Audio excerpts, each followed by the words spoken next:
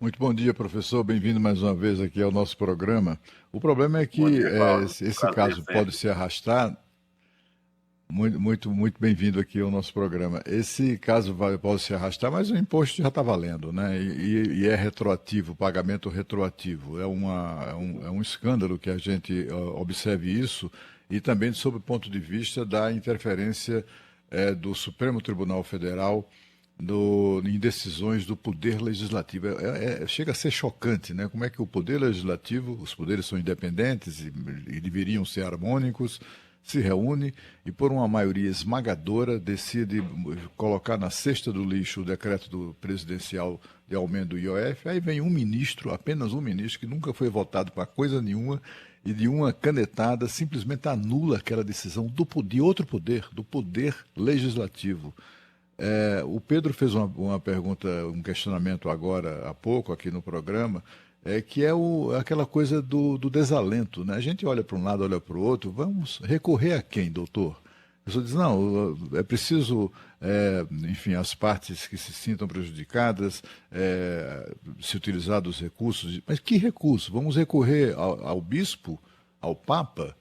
Ao Trump não dá, né? Mas, enfim, vamos recorrer a quem com relação a uma situação como essa que se agrava? Porque cada decisão é mais grave, é mais assintosa do que a anterior. E que deixa, assim, o cidadão, né? Diante daquela Constituição cidadã a que se referia Ulisses Guimarães, a gente fica num estado de perplexidade, mas, sobretudo, assim, fazer o quê, hein, doutor? Que tipo de recurso é possível colocar nesse caso?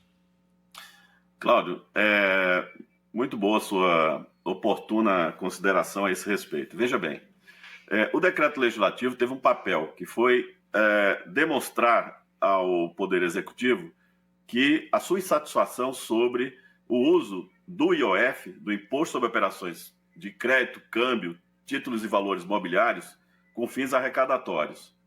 Então, a preocupação do Congresso Nacional foi chamar para si uma responsabilidade sobre o aspecto político do que vem a ser esse fim, essa busca de uma determinação extrafiscal do imposto.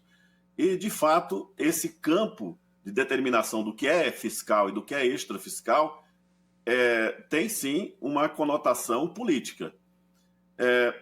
Eu, sinceramente, olhando para toda essa situação, eu percebo que há ilegalidades no decreto e também entendo que o Congresso Nacional, que nada impede que o Congresso Nacional, por meio de um projeto de lei específico, também vote uma lei a respeito dos itens que estão ali. Não é? Essa energia que está sendo gasta para defender um decreto legislativo poderia ser também canalizada para aprovar, em regime de urgência, uma lei que definisse os limites da base de cálculo do IOF sobre essas hipóteses, autorizando ou rejeitando-as. Não é? O Código Tributário Nacional, no artigo 65, diz com muita objetividade que as alíquotas e bases de cálculo do IOF somente poderão ser modificadas por lei e para atender a objetivos da política econômica. Então, é nesse sentido que o Congresso Nacional exige a observância dos limites do IOF. É dizer, a base de cálculo pode ser alterada? Pode. Mas tem objetivos de política econômica a serem atendidos? Não. Tem razões arrecadatórias. Então, há validade, sim, naquilo que concerne ao propósito do decreto legislativo.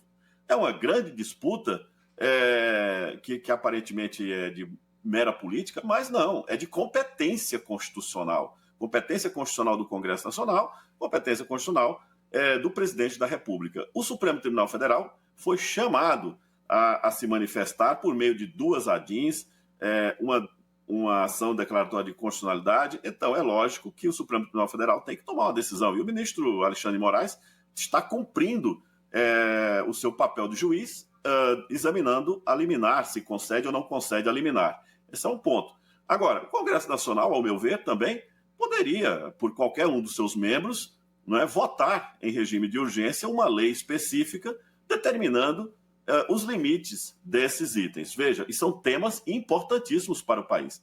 nós estamos falando de tributação de FDICs, de fundos de antecipação de recebíveis, nós estamos falando de investimentos em VGBL, nós estamos falando, portanto, em questões de previdência complementar que não estão contidas nas leis anteriores. Então, matérias muito sensíveis. Eu entendo a preocupação do governo, me solidarizo com a necessidade de aumento de arrecadação, mas eu colocaria na mesa também o seguinte, a necessidade de corte de gastos, de revisão dos benefícios fiscais, de alguns incentivos fiscais que estão sendo examinados no Congresso Nacional, inclusive temos já um relator para essa função, que é salvo engano, o deputado Aguinaldo Ribeiro, não é?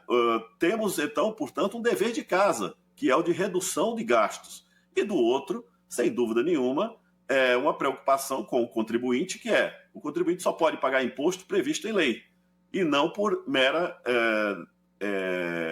criação de decretos, como foi feito agora por esses 2 decretos da Presidência da República sobre o IOF.